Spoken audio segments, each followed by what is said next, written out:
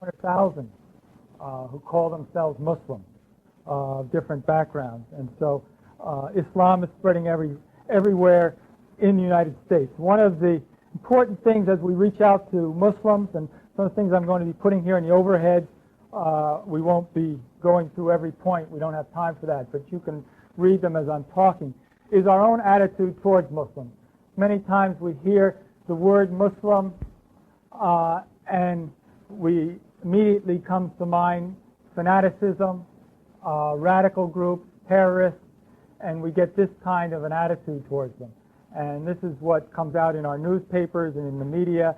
We see things like the bombing of the Trade Center in New York City and the trials going on there, and they always link fanaticism with Islam. And there is a lot of fanaticism in Islam, but not every Muslim is a fanatic. And we need to have a proper attitude towards them. Most Muslims, there are over a billion of them in the world today, are peace-loving family people. It's a very family-orientated religion. And most Muslims are people like ourselves. They get up in the morning, they go out, they go to work, they try to make money for their family, provide for their children, and most of them live in countries in the world where it's very difficult to do that, and so they're very hard-working people. God is doing wonderful things amongst the Muslims all over the world today in bringing Muslims to Christ. And there's great people movements of whole groups of Muslims in many countries coming to Christ. And in the United States, there is an awakening now of people to reach out to Muslims, as God has brought Muslims here to our country as students and in different ways, and as we as Christians can reach out to them, befriend them while they are here, and they can find Christ, whereas they don't have that opportunity many times in their own countries and the places where they come from. And then they can go home as new creatures in Christ and introduce Christ to their people there. Islam is the second largest religion in the world today, second only to Christianity, and is the fastest growing religion in many countries of the world today. The second largest religion in France, the second largest religion in England. As Dr. Geisler said a few moments ago, there are more Muslims than Methodists in the United States today, and it's growing very fast here. Unlike many other religions like Hinduism and Buddhism, where they are happy to live in peaceful coexistence with many others, I'm a Buddhist, you're a Christian, that's nice, and Islam is not like that. Islam is a very militant religion. It's a very missionary religion. And like Christianity, it's reaching, it's spreading, it's propagating its faith everywhere in the world today. And unlike Christianity, they are willing to use any means that they can find. And one of the things that they use a great deal of is money. Every time you go out and put gas in your car, you're helping to propagate Islam around the world, as they use the oil money to reach out. In 1989, worldwide, the total worldwide amount of money that all Christian organizations spent in world evangelism, the total worldwide budget for every Christian organization doing evangelism and missionary work, an equal amount of money was spent by Muslim governments in just 4 countries in Africa.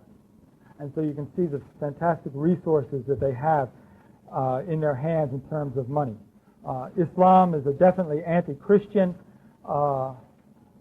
religion. Its core doctrines of Jesus Christ being only a prophet, being only a man, not being God, not being a savior, not having died on the cross, not having risen from the dead, the Bible being usurped by the Quran, definitely anti-Christian in its core religion. Muslims today are gaining strength as they reach back into their culture and reestablish themselves. And it's important for us in our attitude towards Muslims, as we come back to thinking now more about North America, is again because they're our neighbors. They're all around us, our friends. They're people for whom Christ died, and we need to think of them in that light. Now, if you have any questions about something I say as I go along, and you want to ask a question, feel free to do that. And I hope that at the end to even have a little bit of time for you to ask questions about something maybe we haven't covered yet. Okay, some simple definitions to get us thinking about Islam. There's a lot of misconceptions about Islam, even about some of the terms in the name. Islam is the religion. A Muslim is the person, like Christianity and a Christian. Okay? Islam is the religion, the organization. Muslim is the person. Sometimes you see it spelled with a U, sometimes you see it spelled with an O. A lot of the terminology, the words that are used in Islam come from Arabic, and as we transliterate them into English, they get changed different ways to try to keep the same sound that they use in Arabic and put it into English letters. And so you see the same thing again with the word Quran. Sometimes you see it spelled with a Q, sometimes with a K, but it's all the same thing. Okay. What are the Muslims' goals as we think about their outreach into North America? We talked about Islam as being a missionary religion. They have definite goals in mind as they seek to do their work. One of their goals is to convert all of North America to Islam. And many of their scholars, their teachers, have spoken about that, and in their large conferences have talked about the need to reach North America for Islam. Islam is not happy to live in peaceful coexistence with other religions, but they feel that they are the true religion, that they have superseded these other religions and superseded Christianity, and so they take a militant approach to reaching out. And their leaders have stated publicly that their ultimate goal is to see all of North America converted to Islam. And they want to do this in many ways, and we'll talk about some of those ways. So they have taken positions in universities and in important places around in the United States today and seeking to propagate Islam. The spread of Islam has come into North America, mostly from the Middle East and from Africa. You see, according to the size of these different circles, the number of Muslims in different areas, and you see across the Middle East and across into Asia is where Islam is strongest, and that it's moving this way. As it's moved up into Europe through immigration into France, it's the second largest religion in France, second largest religion in England, and in Germany today. Now it's moving into North America and the large cities. As the Christian community in North America have forsaken the cities, and most Christians are trying to move out of the inner cities of our large cities like Chicago and New York, Detroit, so forth, because of the crime factor, because of living conditions, because of other reasons, and they're moving out into the suburbs and small towns. Muslims are very happy to take over those areas and to move into the cities. And so the Muslims are very dominant in all of the major cities of North America today. Muslims in North America break down into different types of groups. 30% of the Muslims are amongst the African American population, a population which they have specifically targeted in the United States. Many of the main leaders among Muslims in the United States are black Americans, like Farrakhan, who you hear about in the news a lot. He is only one of many black American leaders. But they are a group that has been definitely targeted, and probably 30 to 35% of the Muslims in North America today, out of 7 million to 8 million Muslims in America, about 30 to 35% are amongst the African American population. The second largest group are Middle Easterners. These are people that have immigrated into North America from the Middle East. Pakistanis, Iranians, Iraqis, those from North Africa. I was just up in Toronto last month teaching in a seminary there, and Toronto is the most multicultural city in the world today, according to the United Nations. And the black African population there is amazing. I guess the immigration laws into Canada are a lot easier than into the United States, and particularly from Sudan, from Ethiopia, and from Somalia, that part there on the hook of Eastern Africa and the crescent there, where they've had terrible economic conditions and wars, and the ordinary people are just fleeing out of those countries and abandoning those lands and coming to North America, coming to Europe. And particularly the Somali population in Toronto is just growing by thousands every year. And it was amazing to see the groups of people there just taking over whole apartment blocks, huge 10, 15-story high, huge apartment complexes. And every apartment in the whole complex will be just Somali families. And they've got all these little communities all around Toronto in different areas of these Somalis. And some of the Christians there in Toronto now are penetrating into these high-rise apartments and into these neighborhoods and their coffee houses and their restaurants and their little shops and reaching out to them. But this is the growth of Islam in America and how it's coming in to the United States in different ways. And there's no major city in the United States today that is not affected by Islam and does not have an Islamic community today and a mosque. There are several mosques here in Charlotte, in Columbia, South Carolina, where I come from, which they consider a very Bible-centered city and community. Has two mosques in Columbia now, and growing population of Muslims there. And this explosion of Islam in the United States and in North America has basically taken place over the last 15 years.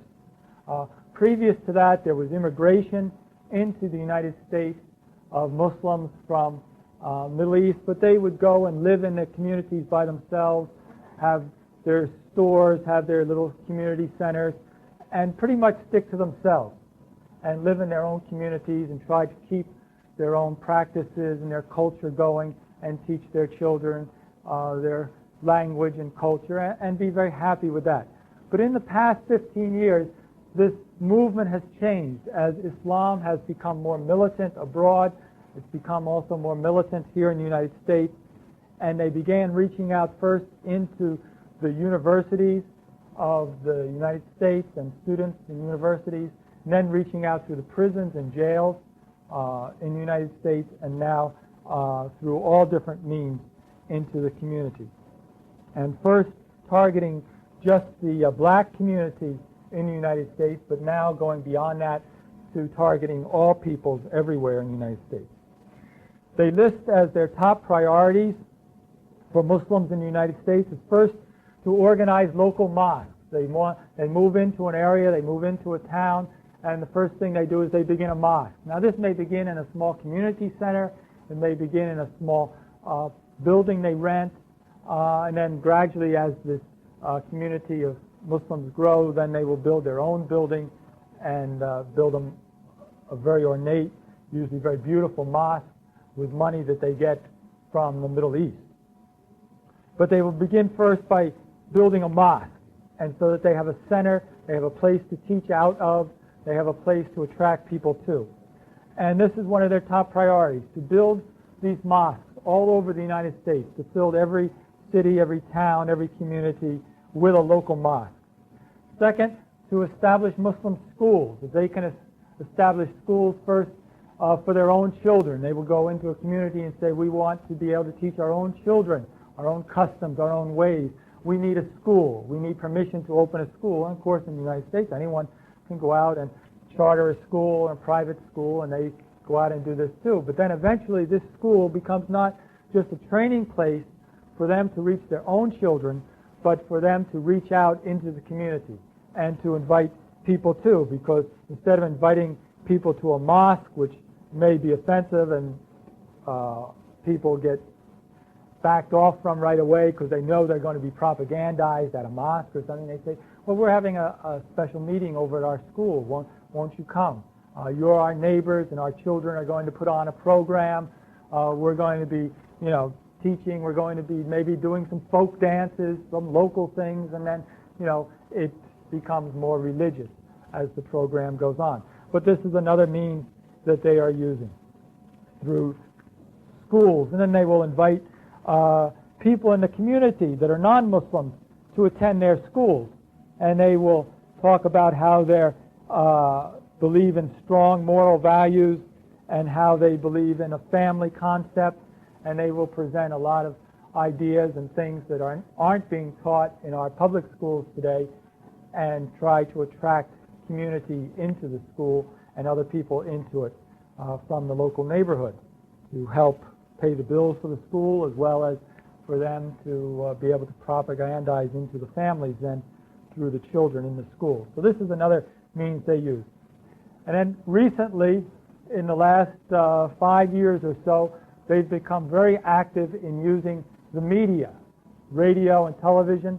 A lot of the major cities in the States today, in the cable networks, they have certain channels where they're open to anyone to use, and public channels. I forget the exact name they use for them, but anyone can produce a video, anyone can get time, and it's free, I think, and you just have to register and get on, and you can use it. And they get on these stations and broadcast. And then they have their own channels. They have an entire cable network that is Islamic. And in the major cities like Washington, D.C., Detroit, New York, Chicago, Los Angeles, where there are large populations of Muslims, they have certain channels which are just Muslim channels, just like they have Family Channel, and you have the Sports Network, and you have the All News station on your cable systems. Well, they have channels that are all Muslim channels. And they have all kinds of programs, and they will have films from the Middle East in different languages, and they will have programs and speakers come on, and different imams, that would be a Muslim priest, would come on and read from the Quran and then make some explanation and teaching and lessons for the day and different things.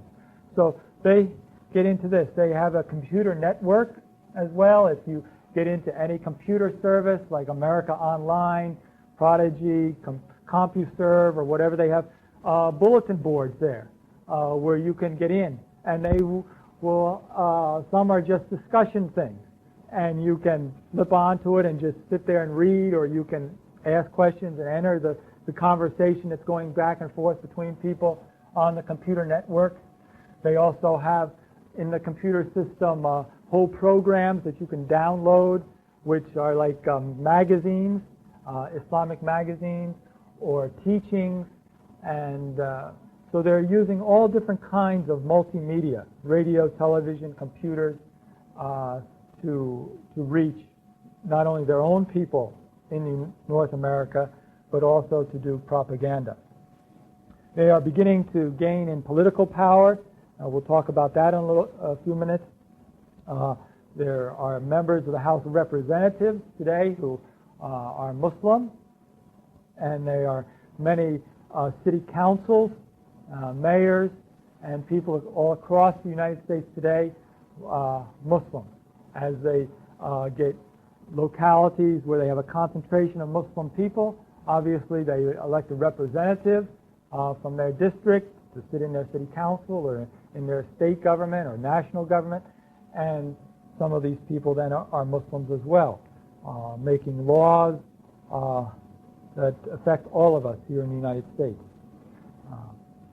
They try to propagandize Islam as not only a belief system, but as a whole way of life.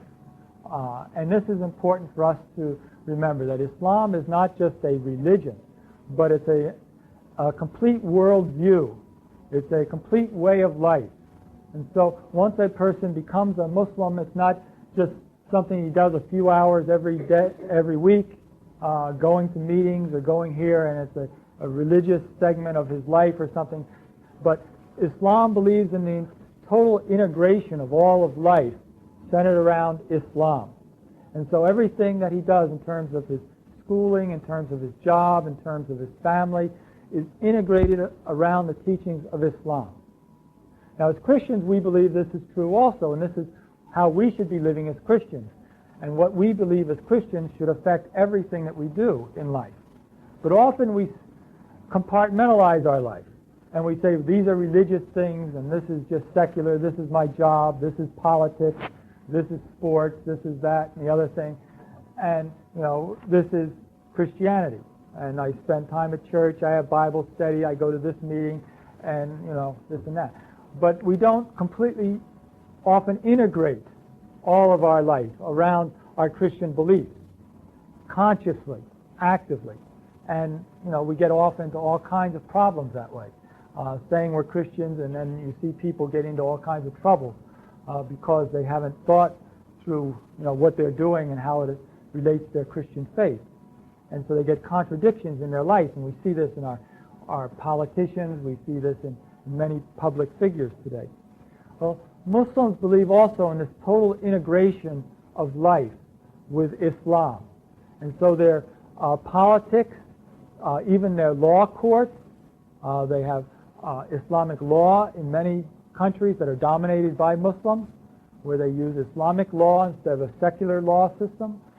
Their family life, the foods that they eat, what they will eat, what they won't eat.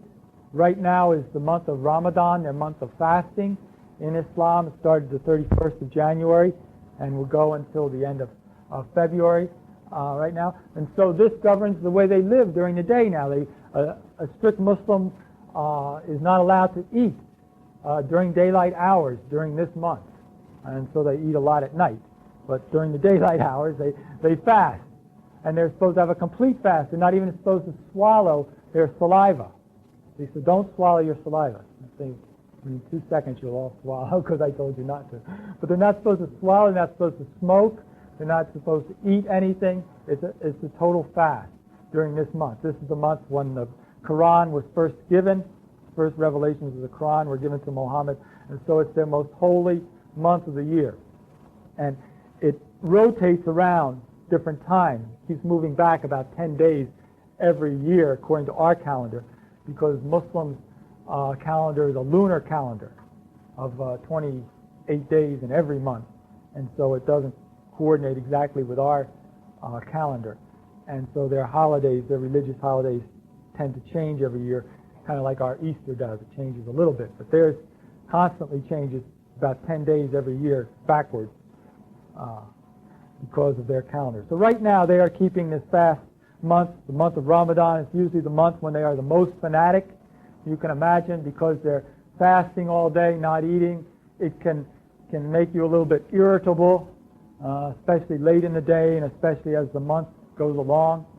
And so this is a month when it's not good to do a lot of Muslim evangelism.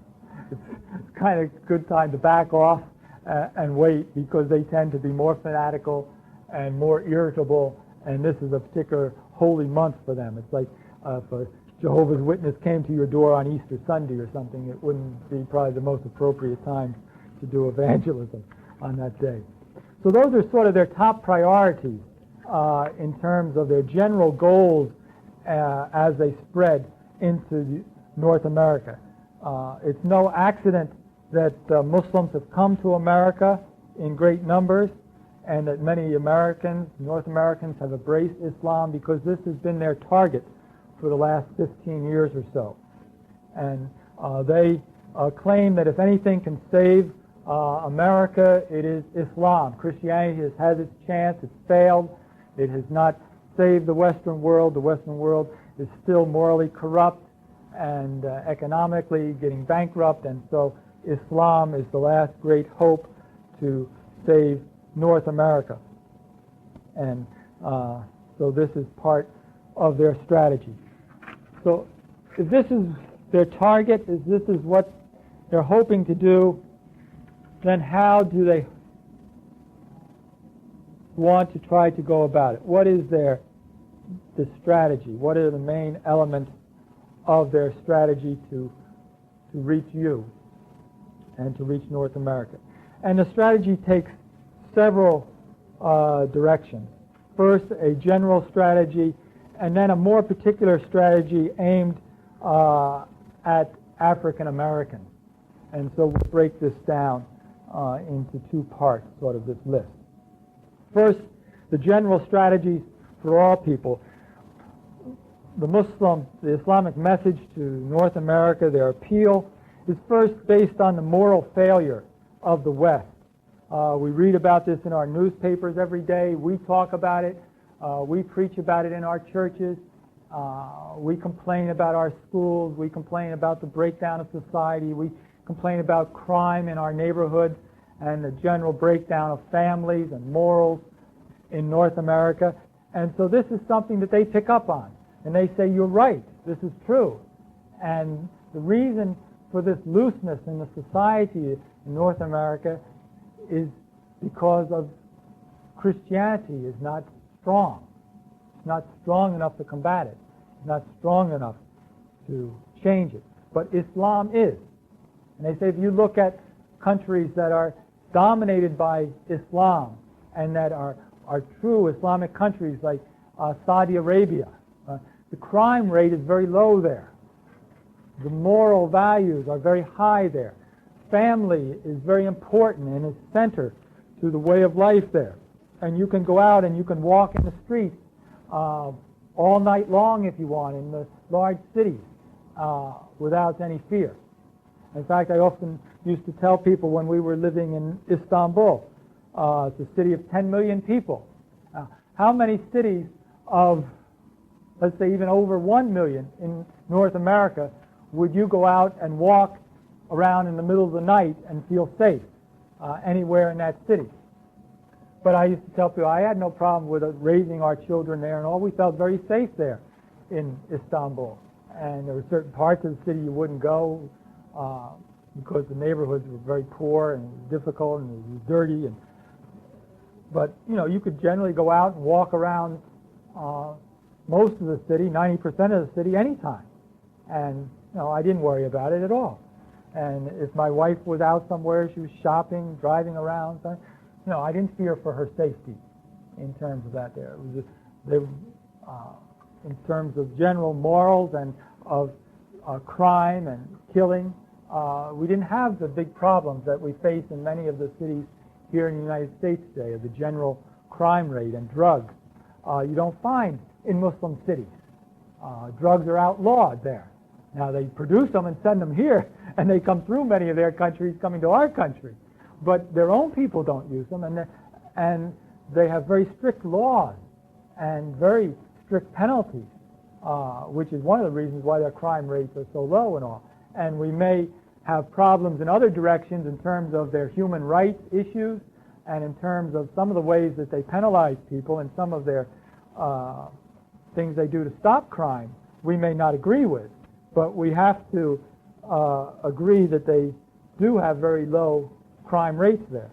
And so Muslims coming here to North America and talking to North Americans will say, you know, we can help solve your crime problem here in North America, and we can help you if you will accept our ideas and our teachings. You will solve your crime problem. The Islamic leader at the North American Study Center in Washington, D.C., the head of that study center, said, had American been blessed with the true faith of Islam, the history of mankind would have been different, and we would have been freed from the fear of nuclear holocaust. Christianity is the cause of Western society's present moral decline. Now, that's a pretty bold statement. But these are the kind of things that they are saying, that they are teaching, and this is one of the ways they are presenting Islam, based on the felt need of people today for safety and security and moral decline. Secondly, Western society is consumed with materialism and heathenism. Okay, this is another thing that we preach about. You hear it about every week in our churches and our sermons and our Bible lessons and our teaching, that everybody is so consumed with materialism today in America. And it's a very materialistic society, and we denounce that ourselves. Well, Islam, again, picks up on that theme. Okay, things that we are teaching about, we are thinking about today, and Americans are thinking about. And they play on that, and they push that as well. And they say if the West would be drawn away from this materialistic society, if we could replace the capitalistic system that we have here that attacks certain people that don't have the same opportunities as others, and we could replace that with an Islamic system, then we could all live on an equal basis, and we could all live in more economic security if we would follow the Islamic system of economics. And they have a whole system of their own. They have a banking system where they don't give interest, and you don't pay interest on money, and they have a total system of economics, and it's more of a socialized, socialistic system of politics and economics. But they claim that if they brought that in, that America again would be saved from economic ruin, and this materialistic society could be changed. Third, getting into a more of a religious issue, they claim that Christianity presents a negative message to people. Okay? A few minutes ago, we heard Dr. Geisler talk about the need. One of the central teachings of the gospel is that all men are sinners. Okay? Men are born in sin, the Bible teaches, and their greatest need is their need to be delivered from sin. Well, Islam says this is a negative message. You're telling people they're bad. You're telling people that they're sinners. You're telling people that they have no hope, that they were born in sin from the very beginning, and they have this sin nature, and that this is a negative message. How can we expect people to do any better when we're telling them that they're all sinners and that they're totally corrupt in their nature? Well, Islam teaches that men are not born in sin, that men are born with a blank slate, and that you learn to do evil as you grow, and from society, from people around you, from things, you learn these bad habits, you learn these things, and then you do them. You accept them and you do them. But how can man have faith in himself? How can man have a good self-image, as we talk about today? How can we progress as people if we are going to teach men that they are born in sin and that they are totally corrupt and that they are sinful and evil by nature? And so Islam says that our message is negative, and that if we want to bring the human race up to a higher level, and if we want to make men better, we have to give them more hope. We have to give them a different message, a better message, and show that man can progress and cast off these shackles, and that man, as created by God, is the vice-regent over this earth and the prince of this earth and in control of this earth. And God has put him here to rule over the earth and to be God's minister and God's servant here on the earth. And this is their message and their understanding of who man is and how God created man. And so that gets into their whole doctrine of what is sin and what is man and what is salvation, and gradually leads to that entire discussion. But this is a means of their presenting Islam to North Americans in a positive fashion. Third, they say that Western countries have refused to submit to God, that all the universe submits to God. Only man refuses to submit himself to God. Now, Islam, the word Islam, comes from the Arabic word which means to submit. And Islam is accepting the beliefs of Islam, the teachings of Muhammad, is a blind submission. They are not taught to question. They are not taught to study and to answer questions, to ask questions, just to memorize, to learn, to submit, to accept in Islam. And they say that all the universe submits to God. You look at the laws of nature. If I let go of this pen, it will fall because of the law of gravity. It submits to God's laws. The planets go around in certain orbits. Sun rises and sets, and they go on and do this long explanation of what we call natural law and all of these laws that God has created and that run the universe. And they claim that if we would only be like the rest of God's universe and submit to God and to His laws as the universe does, then we would all live in harmony with the world, with nature, and with one another. And of course, the laws which they are talking about are not laws like God gives in Scripture, but the laws that He gives in the Quran, Islam. But they present it this way from somewhat of a scientific viewpoint, that if we would do what God wants us to do, then we would live in harmony. And there's truth in that. As Dr. Geis has said, in all of these false religions and cults, there are always some seeds of truth. And that's what makes them dangerous, because they take these seeds of truth. Yes, we want a society that's not so materialistic. Yes, we want a society that's safe and isn't full of crime. Yes, we want a society where people are living in harmony with one another and are following God's laws. Yes, we can agree to all of these things. That's true. But the difference is, how do we get there? Is Islam the answer to how we fulfill these or not? So Muslim scholars also rewrite history and have a different view of history, and will take events of history, even history of our country, and rewrite it to suit their need, and to exalt certain areas of Islamic history and hide other parts, much like we heard last night in the message about the Jehovah's Witnesses, how they will rewrite even their own history to make it more appealing.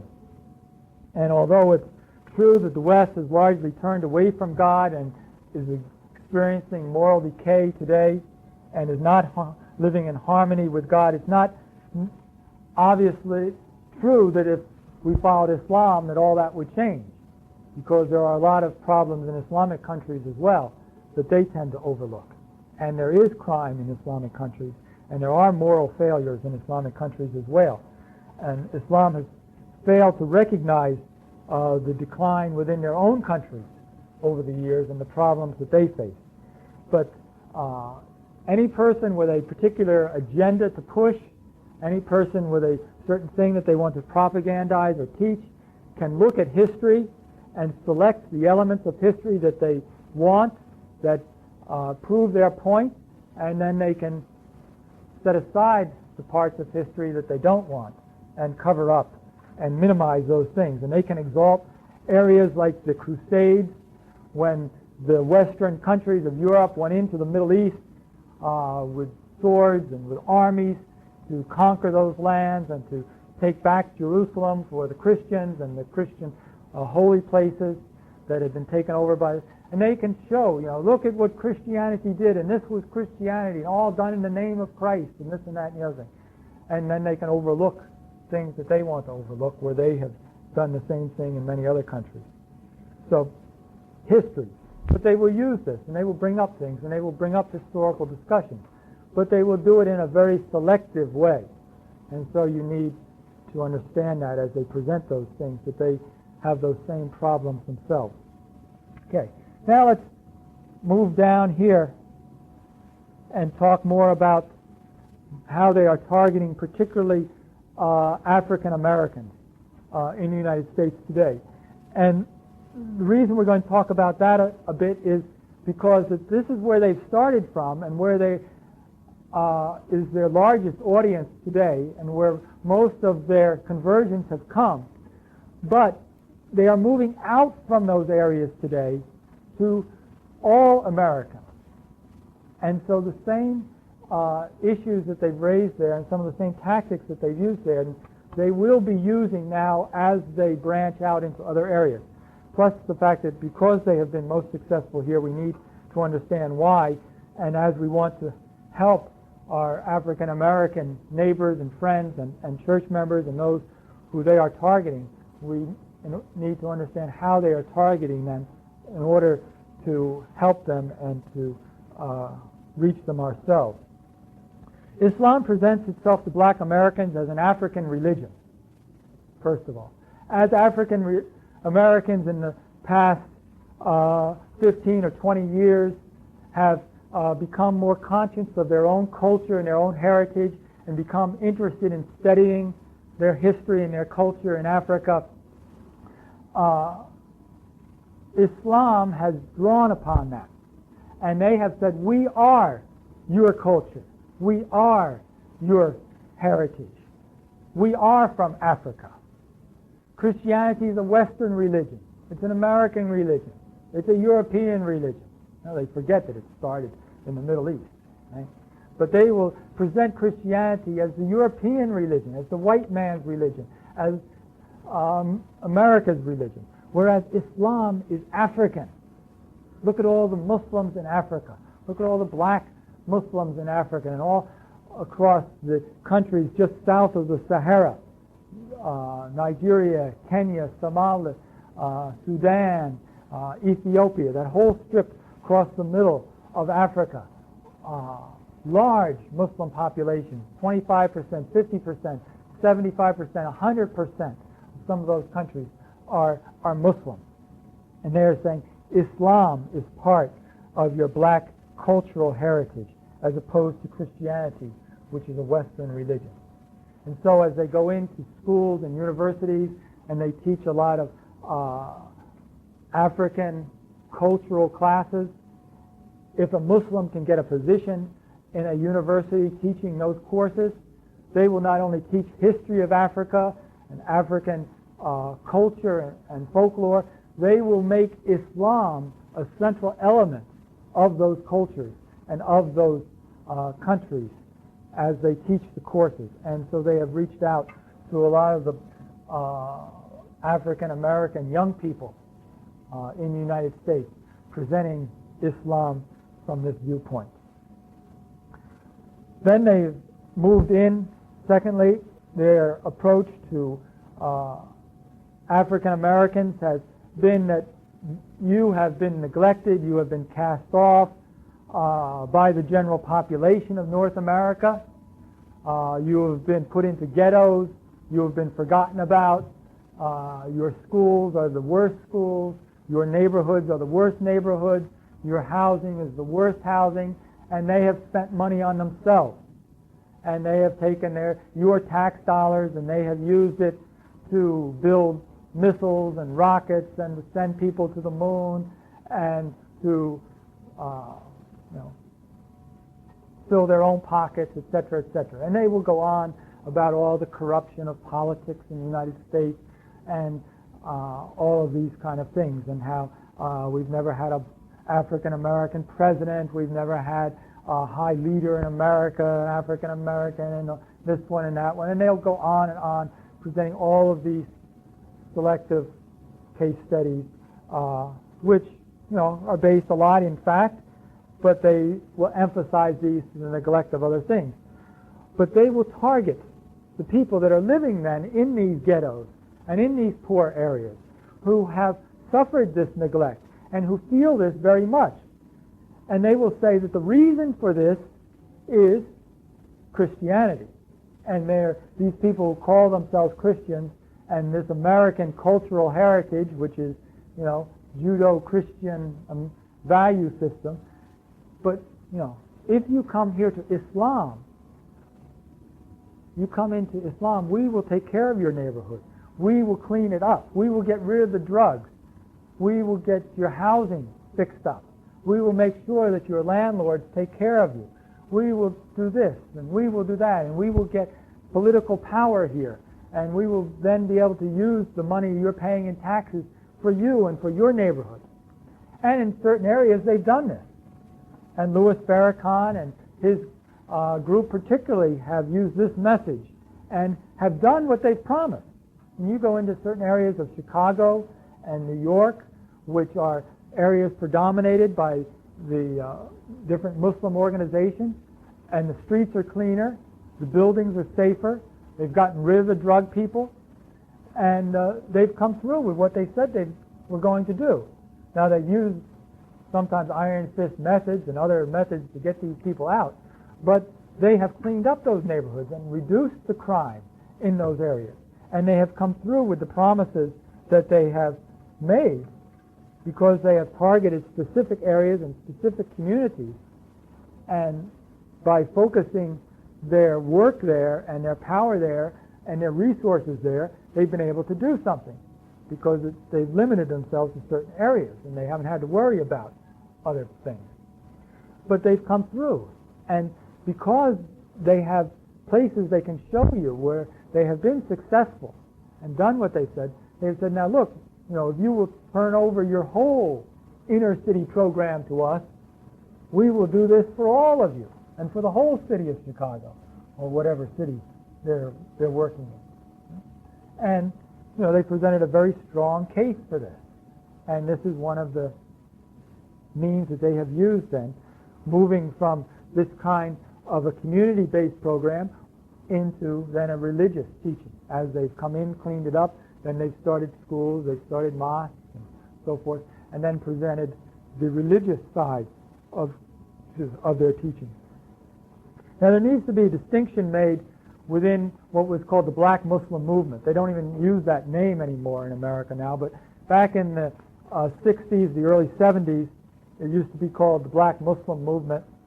And at that time, it was mostly a political-based movement, a movement of rebellion against the status quo in America, against the standard political system in America, and trying to help the black community, as they called them then, in terms of sociological things and in terms of political. And it was very much a political movement then, not a religious movement. And even the religious teachings that they taught in those days, back in the 60s, were not in conformity with classical or Orthodox Islam. They were very radical Islamic teachings and ideas. And Middle Eastern Muslims and other Muslims shunned them as what we would call a cult. They didn't use that term in Islam, but they just considered them non-Muslims, false Muslim sect. Gradually, during the early 70s and then through the 1970s, with the rise of a new generation of leaders within that community, the Black Muslim movement changed. And today it still has a lot of that community-based programming, still has a lot of political agenda to change some of these problems that we just talked about. But it has also become more of a religious movement today. And it has become more orthodox in its religious teachings. And so the Black Muslim leaders today, or African American leaders today as they call themselves, they've changed their title and taken different names like the Nation of Islam movement of Louis Farrakhan. But in addition to this other agenda of social, political agenda, now they have a very strong religious agenda as well. And this religious agenda has become more orthodox and more central to standard Islam in their teachings now. And so most of their religious teachings are pretty standard Muslim teachings.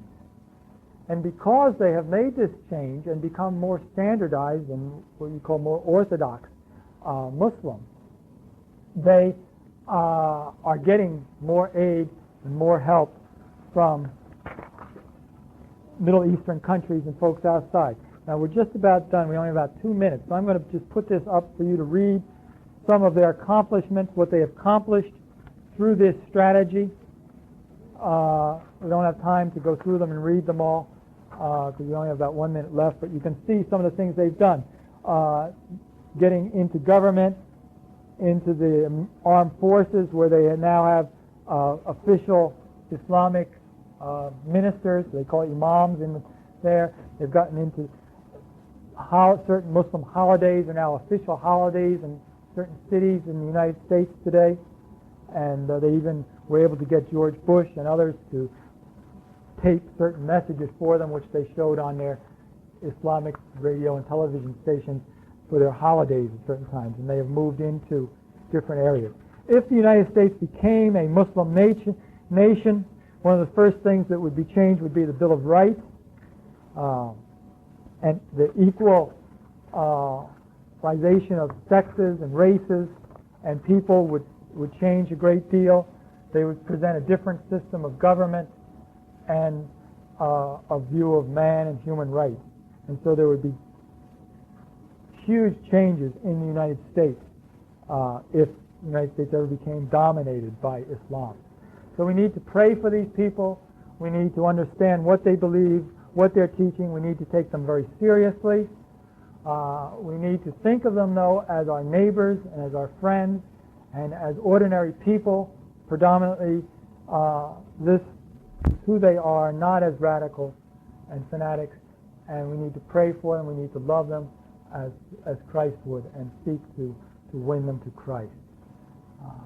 So I don't have a session next hour, so I can stay around and answer questions and talk to you. Probably somebody else will be using this room, but we can chat. I have a table over in the main room upstairs with literature on it if you're interested in getting some things about Islam, and I'd be glad to talk to any of you and answer questions or try to help you any way I can. I appreciate your coming this morning. Thank you. Let's have a word of prayer and go on to the next seminar.